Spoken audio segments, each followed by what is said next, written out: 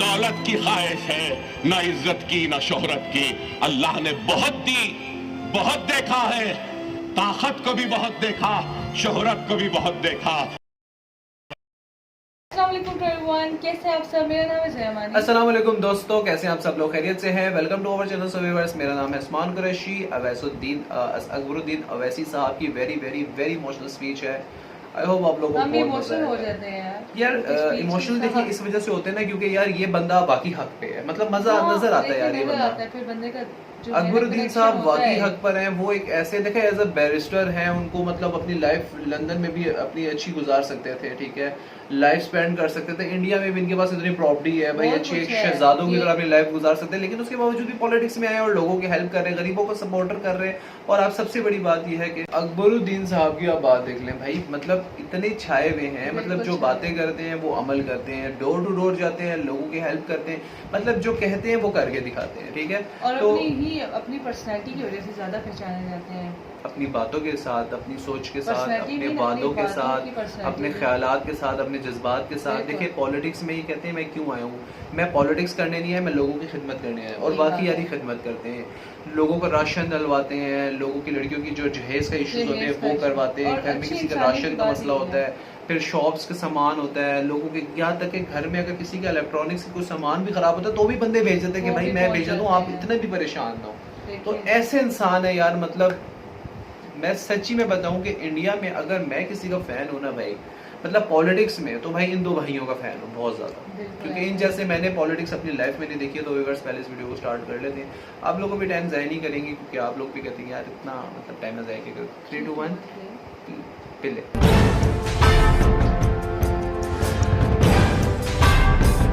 पानी पीना था, पानी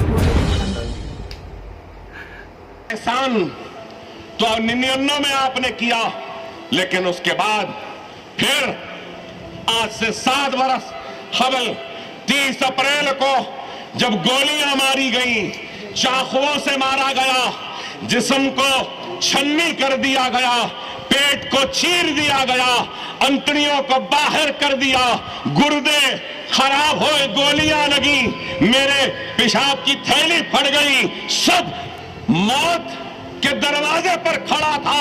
तो यही मुसलमान था, इसी मुसलमान की दुआएं थी कि मौत के दरवाजे पर जो खड़ा था अकबर ओवैसी, वो आज आपके दरमियान में खड़े होकर आपसे मुखातिब है। अरे ये कोई मामूली नहीं है मेरे भाई। मैं लंदन को गया तो लोग डॉक्टर्स बोलते हैं कि ऐसा इंसान इतने जख्म, इतने गोलियों के बाद हमारे सामने खड़ा है, तो ये मिरेकल है। और कहा कि वर्ल्ड मेडिकल जर्नल में छापने के लायक ये केस है कि आज ये इंसान जिंदा है। अरे मैं खरजदार हूं, अकबर ओवैसी की औलाद खरजदार है मुसलमानों की, कि आपकी दुआएं नहीं होती तो शायद मेरा बच्चा यतीम हो गया होता, मेरी बीवी बेवा हो गई होती, मेरे माँ के सामने नौजवान बेटे की मैयत आ जाती, मेरे भाई के खाने पर एक नौजवान भाई के मैयत का बोझ आ जाता। अरे मेरी औलाद अपने जिस्म की चमड़ी भी निकाल ले और जूती बनाकर मुसलमानों के खदमों में नजर कर दे, तब भी मैं और मेरी औलाद आपके दुआओं की खर्च को उतार नहीं सकता, नहीं सकता, नहीं सकता। ये तो बहुत कम है, ये तो बहुत कम है। मुझे अब कोई ख्वाहिश नहीं जिंदगी में। अच्छा कपड़ा बहुत पहना, अच्छे जूते बहुत पहना, अच्छी गाड़ियों में बहुत फिरा, अच्छी घड़ियां बहुत पहना, बहुत शान और शौकत की जिंदगी जी ली मैंने। अब जिंदगी से कोई ख्वाहिश नहीं। अब जिंदगी से अगर कुछ ख्वाहिश है तो यही है कि जैसे तैसे कुछ भी हो, एक एक मुसलमान के दुआओं के खर्च को उतार सको, जैसे भी उतार सको उतारो, और उतारते उतारते इस दुनिया से रुखसत हो जाओ। यही है हसरत, यही है ख्वाहिश। 25 लाख रुपया महाना सिर्फ तनख्वाहें हैं मेरे भाई, 25 लाख तनख्वाहें। ये इमारत क्या आसानी से बनेगी? 12 करोड़ का सरफा आएगा इस इमारत पर, डैजलिंग पर और 10 करोड़। बल्लागुड़े में 1,80,000 primary school, high school, junior college, degree college, post graduation college, research centre और उसके बाद डायग्नोस्टिक सेंटर, 25 बिस्तर का दवाखाना भी बल्लागुड़े की उस इमारत में आएगा। आप बताओ कौन क्या लेकर गया इस दुनिया से जो मैं लेकर जाऊंगा? अरे मैं सिर्फ मेरे इस अवाम की दुआओं को लेकर इस दुनिया से रुखसत हो रहा हूं।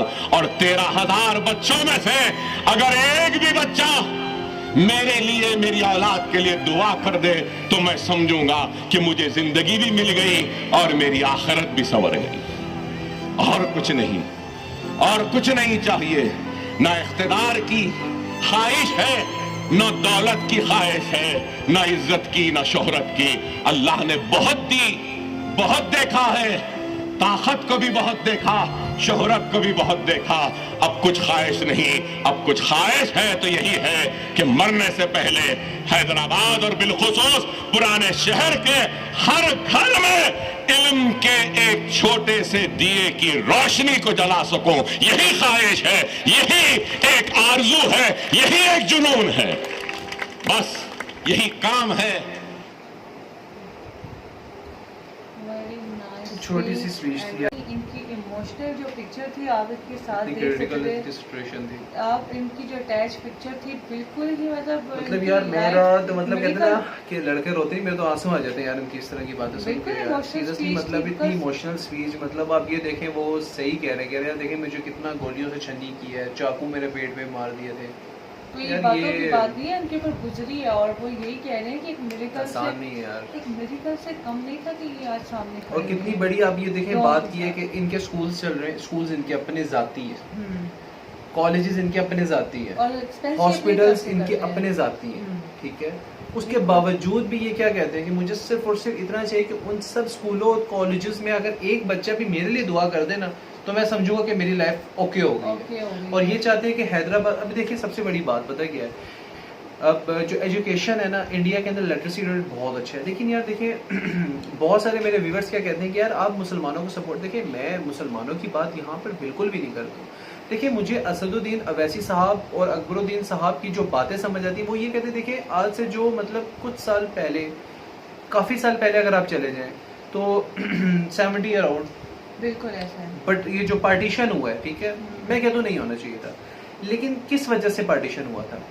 इंडियंस मतलब जो इंडियंस में मतलब इंडिया ही था ना, हिंदुस्तान ही था, ठीक है। तो यहाँ पर जो हिंदू थे उनको जरा कहते हैं ना कि प्रोटोकॉल्स ज्यादा मिल रहा था, मुस्लिम्स को नहीं मिल रहा था। कायद साहब ने भी यही देखा कि यार ये मुस्लिम्स को सपोर्ट क्यों नहीं मिल रहा है, बस उनकी भी कुछ गलतियाँ थी, कुछ हमारी भी गलतियाँ समझ आ रही हैं। तो कायद साहब ने देखा कि यार मतलब कुछ हिंदूज की गलतियाँ थी, कुछ मुस्लिम्स की भी गलतियाँ थी, उनकी भी हमारी भी सेम, ठीक है। तो उन्होंने कहा यार मतलब कि हमारे जो मुस्लिम्स हैं वो पीछे हैं, हिंदू आगे हैं, यार ये क्या सीन हो रहा है।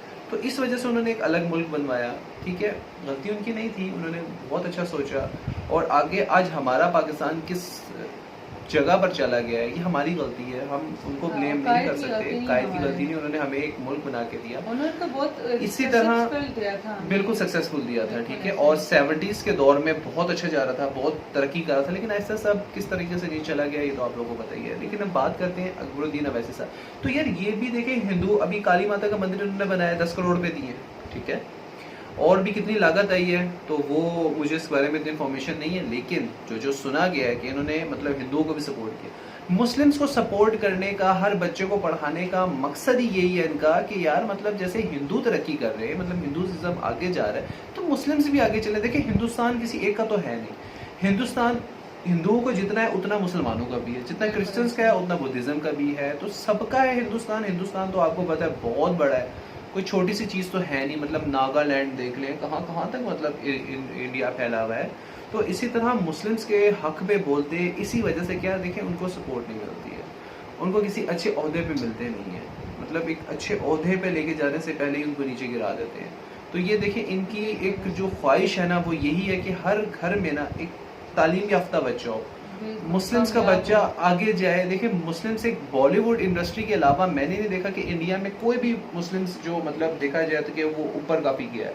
या कुछ मौलवीज जो है मतलब वो है, ठीक है, जो सक्सेसफुल है, या बॉलीवुड हीरोज जो है। देखिए बॉलीवुड की तो हम बात नहीं करेंगे क्योंकि वो एक एज अ मुस्लिम बराए नाम ही होते हैं, ठीक है, मतलब हम किसी के बारे में तो बोलेंगे नहीं, लेकिन वो मुस्लिम्स तो आपको पता है कि वो इंडस्ट्री वाला मुस्लिम्स और एक आम जिंदगी वाले मुस्लिम्स में बहुत फर्क होता है, ठीक है। वो मतलब एक आप लोग समझ सकते हैं, मैं किसी भी रिलीजन या किसी के बारे में बैड रवैया तो नहीं रखूंगा, ना बैड कमेंट्स करूंगा, लेकिन मैं एक छोटी सी बात करूँ कि इस तरह देखिए किसी भी मतलब पॉलिटिक्स में असदुद्दीन साहब के अलावा कोई अच्छा मतलब मजीद जो एक कहना चाहते हैं कि यार किसी को सपोर्ट दी जाए, स्पीच दी जाए, नहीं है।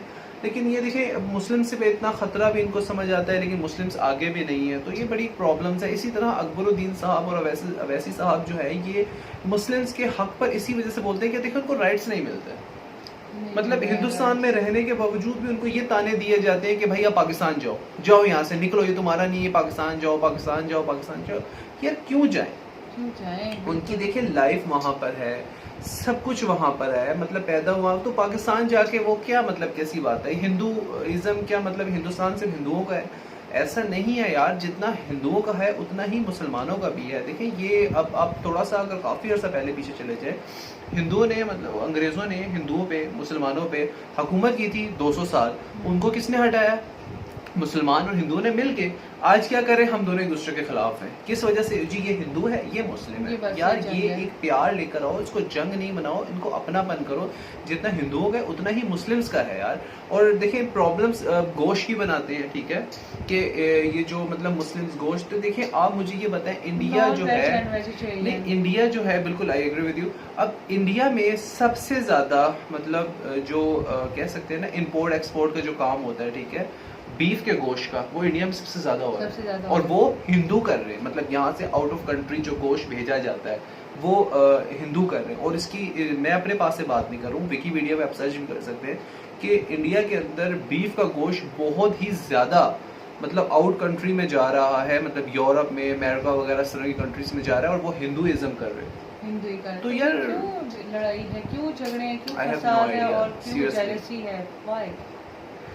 और अभी जो अकबरुद्दीन साहब की बात है कि वो जिस तरह एक इमोशनल होकर वो स्पीच बताते हैं, तो यार मुझे उन्होंने इमोशनल कर दिया। और मैं ये कहता हूँ कि यार ऐसा लीडर मैंने अपनी लाइफ में नहीं देखा, और ना मैं आगे ऐसा लीडर देखूं। बिल्कुल अपनी जान पे खेल के देखो बाकी सही बात है, मुश्किल अगर कंडीशन में रहे, उसके बाद जब थोड़ा सा सेहतमंद होकर उठे तो वो कहता है यार नहीं बस मुझे अपनी लाइफ अजीज है और मेरा बच्चे यतीम हो जाएंगे, मेरी बीवी बेवा हो जाएगी, मेरी माँ जो उनसी है वो जवान बेटा खो देगी, तो रहने दो, बस छोड़ दो। आवाम का क्या है, चलती रहेगी, पहले भी चलती आ रही थी, अब भी चल जाएगी। लेकिन उन्होंने ऐसा नहीं सोचा, उन्होंने कहा नहीं, इनकी दुआएं लगेंगी, जो अब तक वो उनकी दुआओं के सहारे चल। तो यार हम भी ये दुआ करते हैं कि अल्लाह ताला इन दोनों को लंबी जिंदगी दे, सेहत दे, तंदुरुस्ती दे और खुशियां दे परवरदिगार इनको, और इनकी जो जो ख्वाहिशात है अल्लाह ताला वो कबूल करे। हमारी भी ये नई ख्वाहिशात है, नेक इजहार है इन लोगों के लिए, और हम भी ये चाहते हैं कि यार अमन रहे, सुकून रहे, मोहब्बत रहे, प्यार रहे। तो यार इस प्लेटफॉर्म से आप लोगों को प्यार मिलेगा, नफरत नहीं मिलेगी। देखिए नफरत नहीं है, प्यार है, मोहब्बत है आप लोगों के लिए, और आप लोगों के लिए रहेगा प्यार। तो मिलते हैं शायद नेक्स्ट वीडियो, अपना बहुत ख्याल रखेंगे। हम दोनों को दीजिए जस्ट अल्लाह हाफिज़।